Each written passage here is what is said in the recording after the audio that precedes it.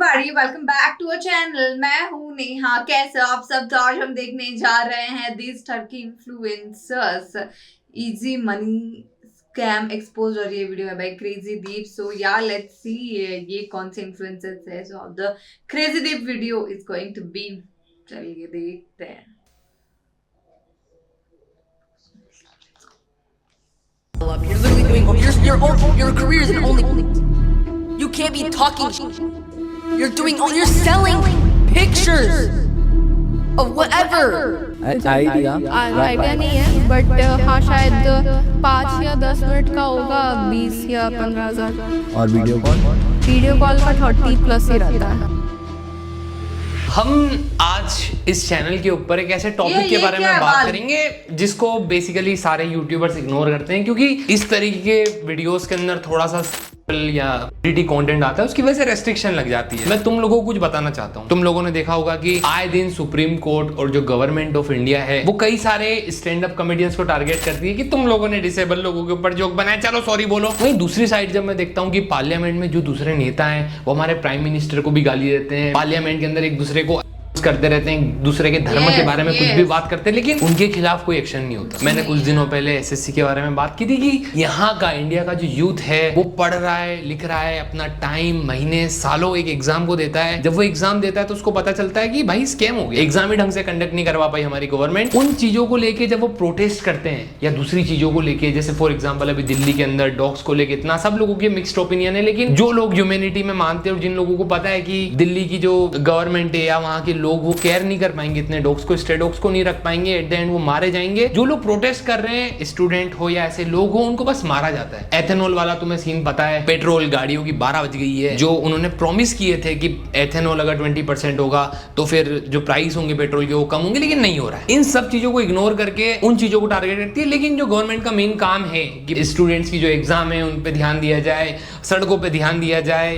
And में यहाँ पे गवर्नमेंट के खिलाफ कुछ बोलने नहीं आया हूं, मैं बस ये बोलने आया हूं कि जब इनकी नजर इन सब चीजों पे है, वहीं पे एक ऐसी इंडस्ट्री जो सोशल मीडिया पे ग्रो किए जा रही है, विच इज ओनली फैंस, और उसके अल्टरनेटिव। जब मैंने ओनली फैंस पे वीडियो बनाने का सोचा तो मैंने सोचा कि क्यों ना मैं इसके अल्टरनेटिव भी देखता हूं, और मेरे को पता चला कि ऐसे बहुत सारी लाइव स्ट्रीमिंग वेबसाइट्स हैं इंडिया में जहां पे हमारे इंडिया के लोग, मैं बोल रहा हूं हजारों करोड़ों में लोग लाइव जाते हैं डेली, एंड वहां पे आप लोग टोकन्स खरीद सकते हो। एक टोकन की वैल्यू 10-15 रुपए, कहीं पे 20 रुपए, कहीं पे 50 रुपए। वहां पे तुम उनको टास्क देते हो कि ये ले भैया 300 टोकन, अब तू ये कर, ये करके दिखा, वो करके दिखा, अलग अलग फेटिश फैंटेसीज। एंड मैं जब ये देखता हूं कि उसके ऊपर हजारों इंडियन से हजारों टोकन्स का ट्रांसफर हो रहा है अपनी फैंटेसीज पूरी करने के लिए, ये जो करोड़ों रुपया है, अब इंडिया में जो ब्लू फिल्म है वो बैंड है, ये वेबसाइट भी इलीगल है इंडिया में। तो आप सोचो कि जो करोड़ों रुपए का ट्रांसफर हो रहा है ये कैसे हो रहा है, और ऑब्वियसली जो मीडियम होगा उसका वो बैंक ही होगा।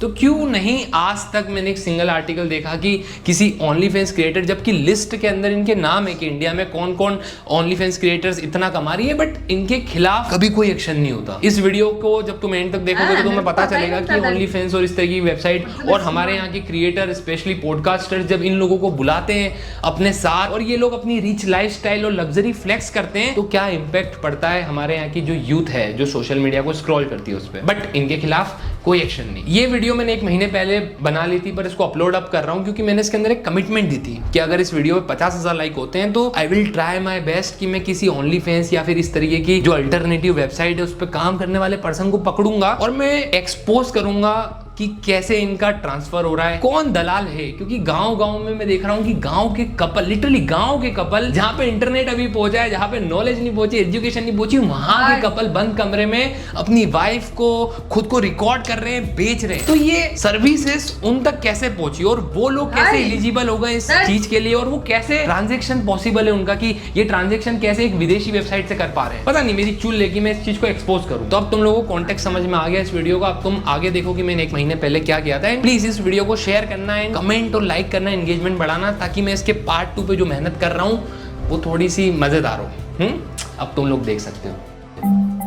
हेलो जी, इस वीडियो की रिसर्च में मुझे 10 दिन से ज्यादा लगे ताकि मैं पूरा एक्चुअल डेटा तुम लोगों के सामने ला पाऊं, और ये एक प्रॉपर रियल एक्सपोज वीडियो है। ये जो एक्सपोज है ये तुम्हें बताएगा कि कैसे ओनली फैंस जो बाहर तो लीगल है लेकिन इंडिया में क्योंकि ब्लू पिक्चर्स ही बैन है तो ये इलीगल चीज है। अब तुम लोग सोचोगे कि ठीक है यार बहुत सारी चीजें, लेकिन हमारे यहाँ पे जब मैंने ओनली फैंस के दूसरे टाइप की चीजें देखी कि और क्या क्या इसके सब्स्टिट्यूट है और कहाँ लोग किस तरीके की चीजें कर रहे हैं, तो मुझे पता चला कि ऐसे कई सारे ऑनलाइन वेबकैम वेबसाइट्स है जहाँ पे लोग, स्पेशली इंडियन लोग, वहां पे कैटेगरी बनी है इंडियन, और वहां पे हजारों से ज्यादा मतलब हर घंटे कुछ सिंगल लड़कियां, कुछ कपल्स, कुछ LGBTQ के लोग लाइव रहते हैं। मतलब मैं बहुत शौक हो गया चीज देख के, क्योंकि मैं एक बार को मानता हूँ कि मुंबई, पुणे, बेंगलोर, दिल्ली ऐसी जो बड़ी बड़ी मेट्रोपॉलिटन सिटीज हैं, यहाँ पे फिर भी लोगों की जो सोच है वो बहुत मॉडर्न हो चुकी है। लेकिन मैंने वहां पे देखा कि कुछ गाँव के, प्रॉपर गाँव के कपल जो उनके पुराने घरों के अंदर अपनी वाइफ जिनके सर में कुमकुम और मंगलसूत्र है, वो लोग मर्द मतलब उनकी वाइफ को रिकॉर्ड कर रहे हैं लाइव, और लोग कमेंट कर रहे हैं, लोग अपनी अपनी फैंटेसीज, फेटिशेस पूछ रहे हैं और उसके लिए पैसा दे रहे हैं। और ये देख के मैं बहुत शौक हो गया हूँ। I never saw such thing.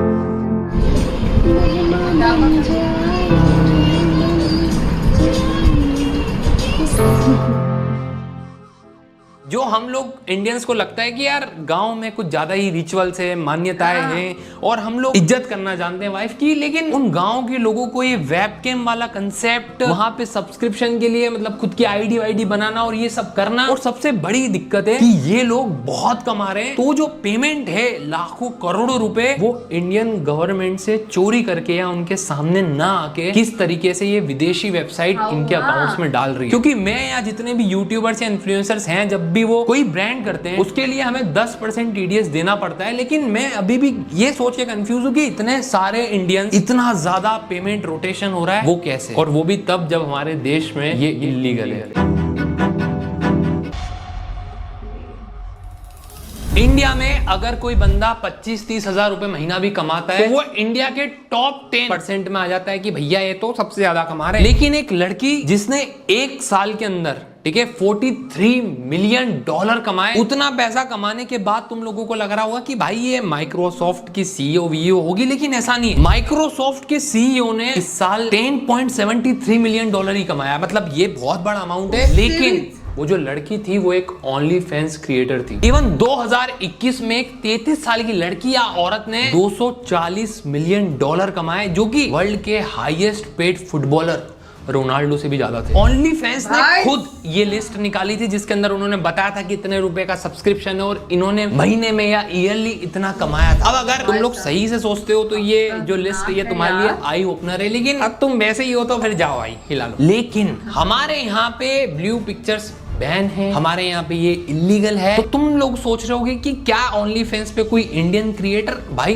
उनकी भी लिस्ट है। तो मैं ये सोच रहा हूँ कि लिस्ट निकलने के बाद भी इंडियन गवर्नमेंट ने उनके खिलाफ कोई एक्शन क्यों नहीं ली, क्या इनका भी कमीशन वगैरह है? ओनली फैंस पे बात करने के पहले मैं तुम लोगों को बताना चाहूंगा सॉफ्ट, जो कि हमारे यहाँ पे ऐसे ही चल रहा है, जो कि लीगल है, इसके खिलाफ कोई एक्शन नहीं लिया जा सकता, और वो है इंस्टाग्राम। बाय द वे, अगर तुम लोग ये इंडियन ओनली फैंस लिस्ट देख के ये सोच रहे होगे कि शिल्पा शेट्टी ये दूसरी है, मतलब इसका पति रिकॉर्ड करता रहेगा तो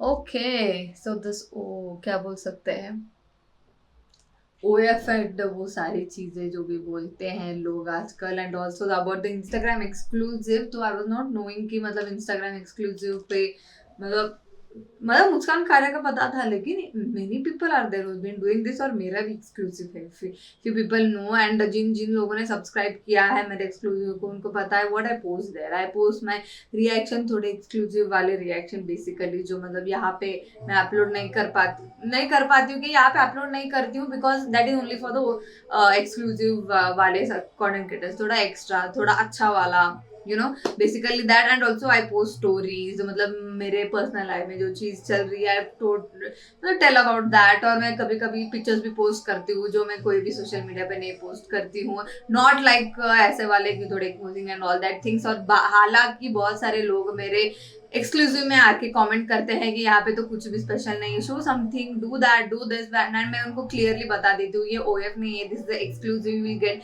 एक्सक्लूसिव, जो मतलब मैं मेरे कोई भी सोशल मीडिया पे पोस्ट नहीं करती, I be posting it in here, and also ये नॉर्मल पिक्चर्स होते हैं, बट येस ऐसे पिक्चर्स मतलब that very decent and the very nice ones जो मतलब आपको मेरे ऑल सोशल मीडिया पे नहीं मिलेंगे. So that is what I tell the people जो ऐसे कमेंट करते हैं कि भाई यार थोड़ा ये ऐसा दिखाओ, ऐसे वाले पिक्चर्स डालो एंड ऑल दैट थिंग्स. मैं इनको क्लियरली कमेंट करके बताती हूँ. So this is not the OF. So do not expect anything, right? अगर आपको if you don't want it, मतलब चाहिए तो करो subscribe. If you don't want it you can live it, right? And यहाँ पे इट्स वेरी इंपॉर्टेंट जो मेरे को बहुत ज़्यादा ही